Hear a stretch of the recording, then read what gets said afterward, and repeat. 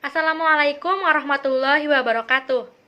Kami dari kelompok 3 akan menjelaskan bab 9 tentang pernikahan. Baik, perkenalkan nama saya Mulia Rahman, NPM 094 akan menjelaskan definisi pernikahan. Pernikahan atau perkawinan menurut etimologis berasal dari bahasa Arab, yaitu al-nikahu yang bermakna al-wat'i atau bersetubuh, al-damu, al-tadahul atau berkumpul memasukkan, dan juga al-aqd yaitu perjanjian. Sedangkan secara istilah menurut Muhammad Abu Israh ialah akad yang memberikan faedah hukum kebolehan kehalalan mengadakan hubungan keluarga suami istri antara pria dan wanita dan mengadakan tolong-menolong dan memberi batas hak bagi pemiliknya serta pemenuhan kewajiban bagi masing-masing. Nah, sedangkan pengertian perkawinan menurut Undang-Undang Nomor 1 Tahun 1974 tentang Pernikahan, Bab 1 Pasal 1 berbunyi, perkawinan ialah ikatan lahir batin antara seorang pria dengan seorang wanita sebagai suami istri dengan tujuan membentuk sebuah keluarga atau rumah tangga yang bahagia dan kekal abadi berdasarkan ketuhanan yang Maha Esa. Nah, dapat disimpulkan bahwa pernikahan ialah sebuah hubungan atau ikatan lahir batin antara pria dan wanita yang bertujuan untuk membentuk sebuah keluarga atau rumah tangga yang sakinah, mawadah, dan warohmah dengan tujuan ibadah kepada Tuhan Yang Maha Esa, serta dalam pelaksanaannya memerlukan kesiapan fisik serta mental yang matang. Perkenalkan, nama saya Desa Nur Asmi Santana dengan nomor NPM 2021221114. Di sini saya akan memaparkan materi tentang pernikahan di bagian hukum pernikahan. Yang pertama, hukum pernikahan itu adalah wajib hukumnya bagi seseorang yang telah mampu secara fisik maupun finansialnya. Jadi, jika tidak disegerakan untuk menikah, dikhawatirkan akan terjadi hal-hal yang tidak diinginkan, seperti misalnya terjadi perzinahan atau hal-hal maksiat lainnya. Dengan demikian, pernikahan menjadi wajib bagi seseorang yang telah mampu dan akan menjadi solusi akan menjaga kehormatannya. Dan yang kedua, hukum pernikahan itu adalah sunnah. Menurut jumhur ulama, pernikahan itu hukumnya sunnah bagi seseorang yang memiliki hasrat untuk menikah, namun ia tidak dikhawatirkan terjerumus pada perzinahan. Meskipun demikian, menikah lebih utama daripada ia melakukan ibadah-ibadah sunnah lainnya. Karena menikah merupakan penyempurna setengah agama. Rasulullah Shallallahu Alaihi Wasallam bersabda, jika seseorang hamba menikah, maka sungguh ia telah menyempurnakan setengah dari agamanya. Hendaklah ia bertakwa kepada Allah dalam menjaga sisanya. Hadis riwayat Tabrani. Dan yang ketiga, hukum pernikahan itu adalah mubah. Hukum mubah dijatuhkan kepada seseorang yang memiliki kemampuan untuk menikah, tetapi dirinya belum memiliki keinginan untuk menikah. Jadi hanya memiliki kemampuan saja, tetapi belum memiliki keinginan untuk menikah. Jatuhnya yaitu mubah. Dan yang keempat, makruh. Makruh yaitu hukumnya menikah. Jadi seperti seseorang memiliki kemampuan untuk menikah, memiliki kemampuan menahan diri untuk tidak melakukan kemaksiatan atau perzinahan, tetapi dirinya tidak sama sekali memiliki keinginan untuk menikah. Jadi hanya mampu untuk menikah, tetapi tidak memiliki keinginan untuk menikah. Tidak sama sekali memiliki keinginan untuk menikah. Misalnya seorang laki-laki memiliki trauma terhadap perempuan, menikah hanya dijadikan sebagai ajang untuk balas dendam. Ini hukumnya adalah makruh. Dan yang kelima yaitu haram. Jadi misalnya seperti seseorang belum balik untuk menikah, tetapi dia telah memiliki pasangan telah memiliki pasangan untuk menikah, tetapi juga dia tidak memiliki penghasilan yang tetap. untuk menafkahi nanti keluarganya. Jadi bagaimana ya? Jadi karena kan menikah itu merupakan tanggung jawab, dan jika belum mampu menafkahi diri sendiri, bagaimana dia akan menafkahi orang lain atau misalnya istri, ya misalnya istrinya. Sekian. Oh iya, satu lagi, menurut sumber yang saya baca, dari sumber yang saya temukan, hukum menikah itu wajib bagi perempuan. Tetapi jika si perempuan itu tidak mampu mencari nafkah untuk dirinya sendiri, dan sedangkan jalan satu-satunya yaitu dengan cara menikah. Saya Nurul Hilmi Fauzia dengan NPM 2021-22097 akan menjelaskan tentang syarat dan rukun pernikahan. Nah, syarat dan rukun pernikahan yang pertama yaitu calon pengantin, baik calon pengantin laki-laki ataupun calon pengantin perempuan. Nah, di sini juga ada syarat-syarat tertentu. Calon pengantin laki-laki, syarat-syaratnya beragama Islam, jelas dan diketahui orangnya, tidak dipaksa, tidak sedang berihram haji atau umroh, dan tentu saja bukan mahram dari si mempelai perempuan, tidak dalam keadaan masih beristri, dan juga tidak mempunyai istri yang haram dipoligami dengan calon istrinya. Yang kedua, mempelai perempuan juga mempunyai syarat-syaratnya. Yang pertama, beragama Islam, terang perempuannya, terang orangnya. Nah, di sini terang itu maksudnya jelas. Sepertujuan dirinya, tidak sedang berihram haji atau umroh, bukan mahram dari pengantin laki-laki, tidak bersuami, belum pernah diilan.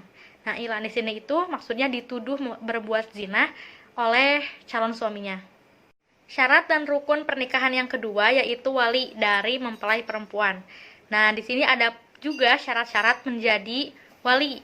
Yang pertama itu beragama Islam, yang kedua baligh atau dewasa, yang ketiga berakal sehat, yang keempat merdeka, yang kelima laki-laki, bukan banci ataupun wanita, yang keenam adil, yang ketujuh tidak dalam perjalanan ihram haji ataupun umroh, dan yang terakhir itu tidak dipaksa.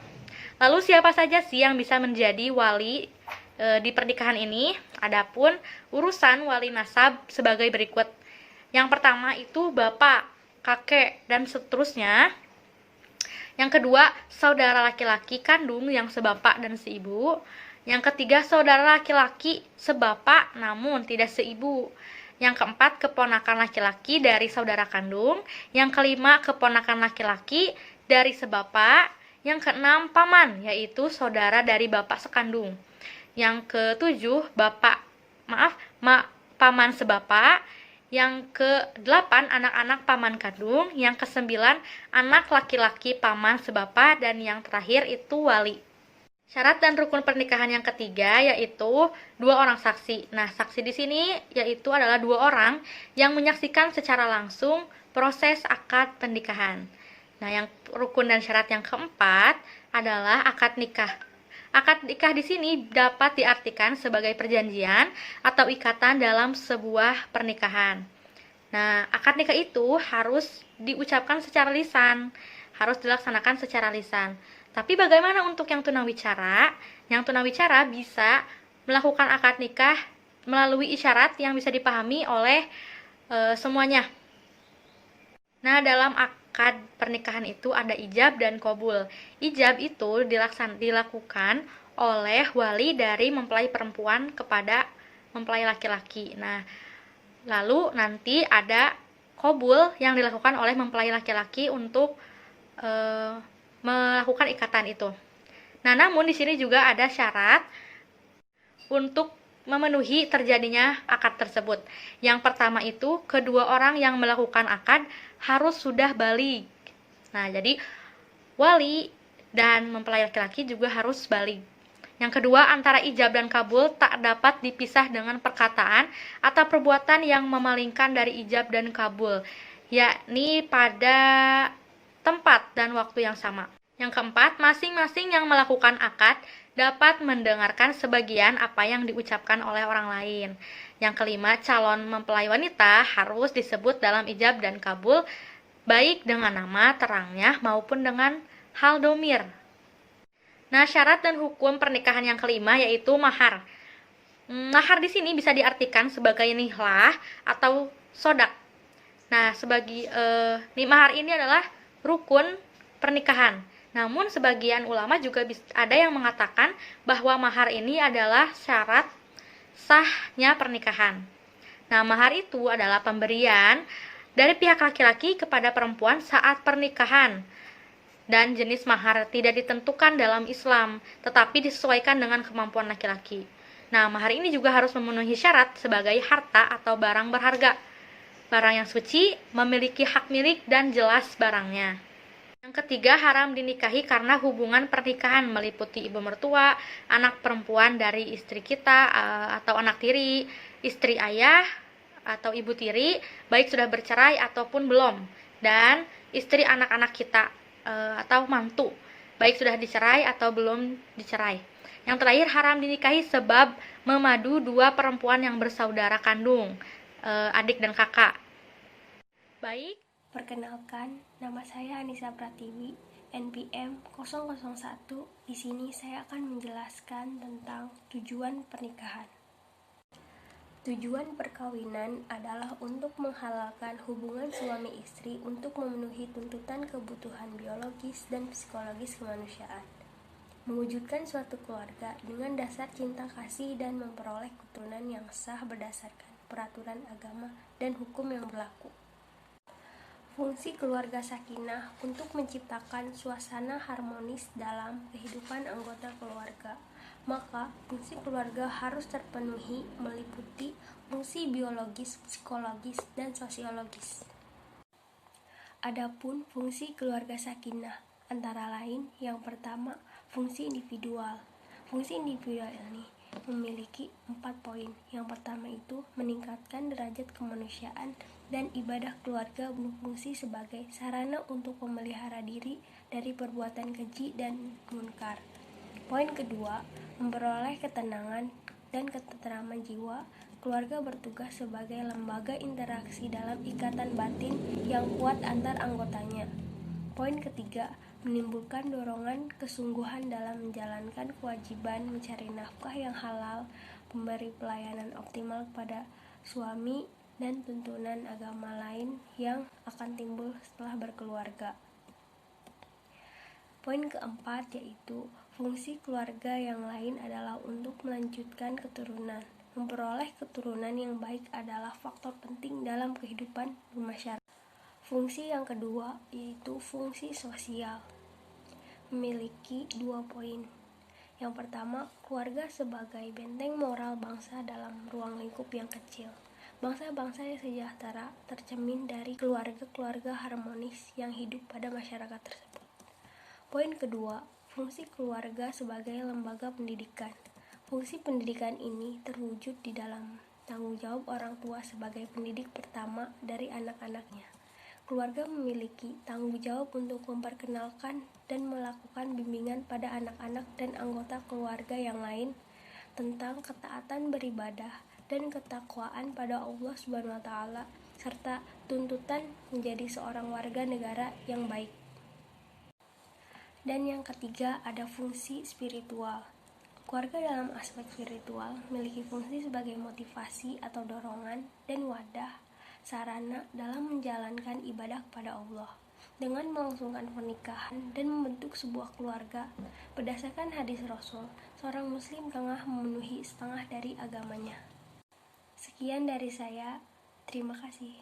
Assalamualaikum warahmatullahi wabarakatuh. Perkenalkan, nama saya Dina Prasetya Nuri, nomor NPM 026. Di sini saya akan menjelaskan tentang mewujudkan keluarga yang sakinah. Secara umum, keluarga adalah sekumpulan orang dalam unit terkecil di masyarakat yang memiliki keterkaitan dalam ikatan pernikahan dan keturunan. Islam membentuk sebuah konsep tentang keluarga yang didambakan, yaitu keluarga sakinah. Di masyarakat dikenal istilah keluarga sakinah, mawadah, dan warohmah. Istilah ini terdapat pada surat Ar-Rum ayat 21, yang berarti, dan di antara tanda-tanda kekuasaannya ialah Dia menciptakan untukmu istri-istri dari jenismu sendiri, supaya kamu cenderung dan merasa tentram kepadanya, dan dijadikannya di antaramu rasa kasih dan sayang. Sesungguhnya pada yang demikian itu benar-benar terdapat tanda-tanda bagi kaum yang berpikir.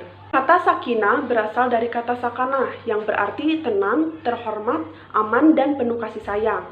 Jadi yang dimaksud dengan keluarga sakinah adalah keluarga yang aman, damai, penuh kasih sayang, dan dapat menyelesaikan permasalahan keluarga dengan baik, serta ditegakkan oleh pasangan suami istri yang soleh dan soleha, yang selalu menjalankan syariat Allah dan selalu berpegang teguh terhadap Al-Quran dan Sunnah. Keluarga muslim yang sakinah adalah keluarga yang didasarkan atas perkawinan yang sah dan mampu memenuhi hajat spiritual dan material secara serasi dan seimbang. Kata mawadah berasal dari kata al-wadu yang berarti cinta atau mencintai sesuatu. Dalam pernikahan, cinta adalah sebuah hal yang penting yang harus ada dan selalu ada pada setiap pasangan suami dan istri. Mawadah juga berarti selalu mencintai, baik di kala senang maupun susah. Kunci utama untuk mendapatkan keluarga yang sakinah, mawadah, dan warohmah adalah meluruskan niat berkeluarga karena ingin mendapatkan ridho Allah Subhanahu wa Ta'ala. Sedangkan warohmah berasal dari kata rahmat yang berarti kasih sayang. Jika digabungkan, arti keluarga sakinah, mawadah, dan warohmah adalah sebuah keluarga yang selalu diberikan kedamaian, ketentraman, penuh cinta, dan kasih sayang. Sebuah keluarga dapat dikatakan sakinah apabila di dalam keluarga tersebut penuh ketenangan, ketentraman, dan kebahagiaan, serta terpeliharanya ketaatan dan kepatuhan sesama anggota keluarga untuk saling menjaga keutuhan dan kesatuan, sehingga terbina rasa cinta dan kasih sayang di dalam keluarga demi memperoleh keridhaan dari Allah Subhanahu wa Ta'ala, seperti yang terdapat pada firman Allah Subhanahu wa Ta'ala dalam surat Ar-Rum ayat 21. Sekian dari saya. Terima kasih, saya kembali. Assalamualaikum warahmatullahi wabarakatuh. Perkenalkan, nama saya Nadia Sri Astuti Anwar, NPM nomor 202122017. Di sini saya akan menjelaskan tentang materi persiapan pernikahan. Pernikahan merupakan gerbang untuk membentuk keluarga sakinah. Pernikahan merupakan ibadah yang sangat panjang dan penuh dengan lika-liku. Oleh karena itu, diperlukan berbagai kesiapan sebelum melakukan pernikahan. Langkah awal dalam proses pernikahan adalah mencari pasangan. Dalam mencari calon pasangan ini, Rasulullah SAW memberikan bagaimana kita harus memilih perempuan yang hendak kita nikahi. Wanita dinikahi karena 4 hal, yaitu hartanya, nasabnya, kecantikannya, dan agamanya. Pilihlah yang memiliki agama, maka kalian akan beruntung. Hadis riwayat Bukhari. Sebelum melakukan proses akad nikah, dianjurkan melakukan hitbah atau meminang. Hitbah adalah menyatakan permintaan untuk menikah dari seorang laki-laki kepada perempuan yang dikehendakinya, atau sebaliknya dari perempuan kepada laki-laki melalui seorang perantara yang dipercayainya. Pernikahan bukan permainan untuk dilakukan satu orang. Pernikahan adalah amanah serius dari Allah Subhanahu wa Ta'ala yang memerlukan kerjasama antara dua pihak agar keluarga yang dibina mampu sama-sama dibawa ke surga. Perlu keikhlasan menjalankan peran agar kebersamaan abadi hingga usia senja tanpa perlu terucap kata perpisahan. Sebelum terlaksananya proses pernikahan, hendaknya masing-masing mempersiapkan diri untuk masuk ke dalam jenjang pernikahan. Adapun persiapan pernikahan meliputi 1. Persiapan ilmu. Persiapan ilmu yang paling penting dari sebuah pernikahan adalah mengetahui tujuan pernikahan. Di antara tujuan pernikahan dalam Islam adalah mendapatkan banyak pahala melalui aktivitas berumah tangga, menjauhkan diri dan keluarga dari api neraka, dan akhirnya berusaha meraih kebahagiaan di dunia dan di akhirat. 2. Persiapan mental atau psikologis menghadapi pernikahan. Mempersiapkan diri untuk berlapang dada menghadapi segala kekurangan pasangan adalah hal yang mutlak diperlukan.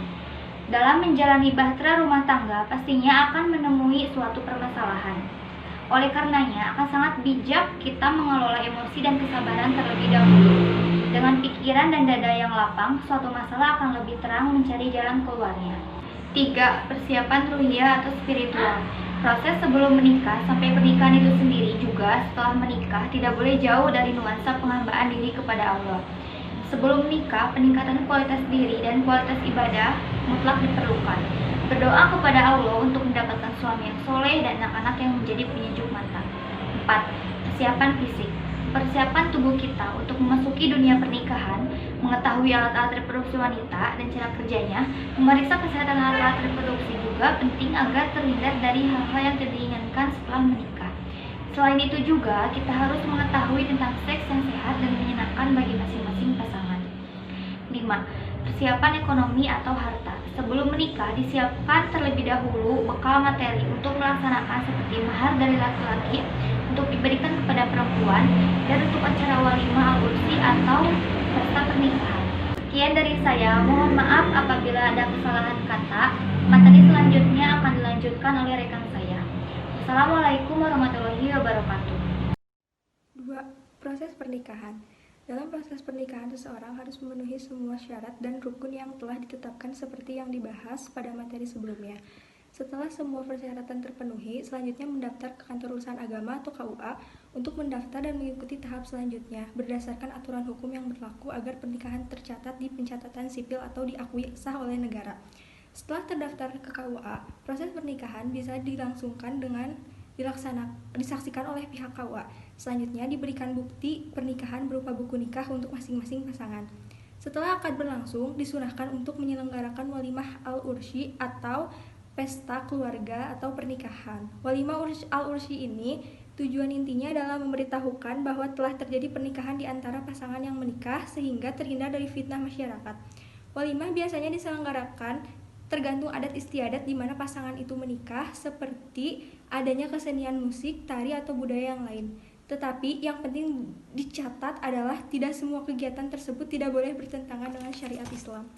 Bahkan dianjurkan untuk tidak bermegah-megahan atau pesta yang melampaui kewajaran masyarakat, agar tidak terjadi kecemburuan sosial atau kemubaziran harta. Perkenalkan, nama saya Syifa Hufifah Saidah. Nomor NPM saya 202122011. Saya akan menjelaskan tentang membangun keluarga. Nah, setelah proses pernikahan, maka sepasang suami istri membentuk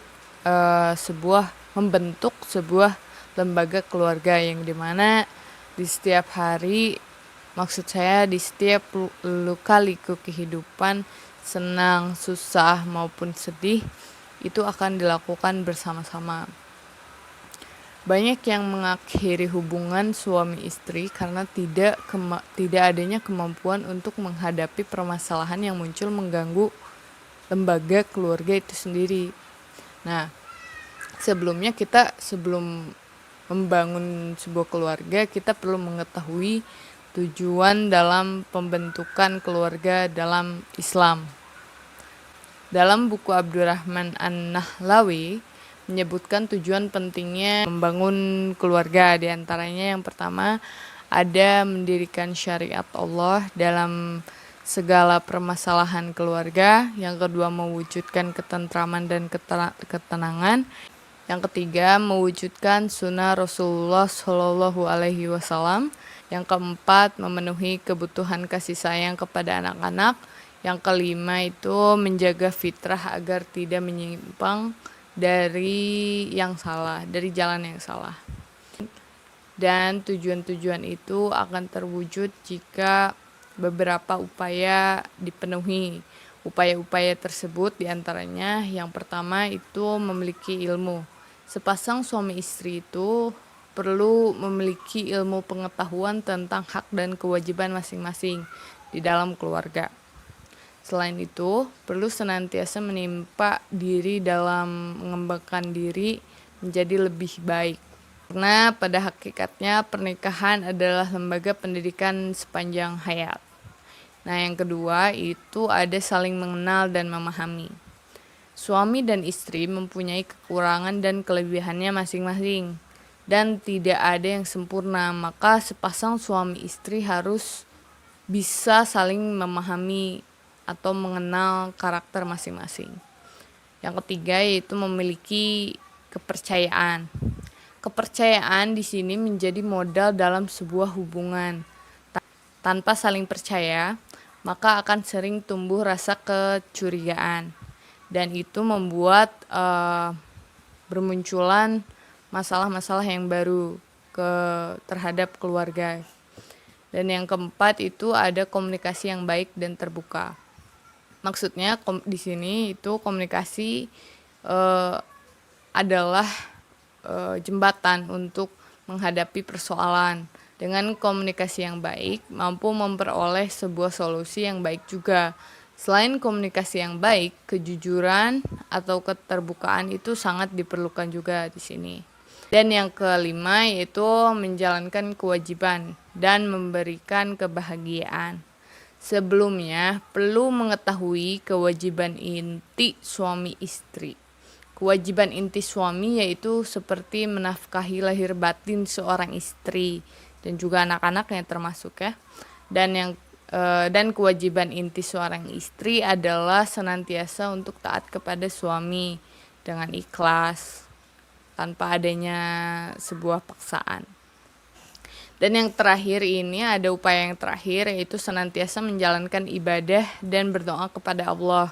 Karena membangun keluarga merupakan bentuk ibadah kepada Allah Subhanahu wa taala, karena menikah merupakan sunnah Rasulullah Shallallahu alaihi wasallam.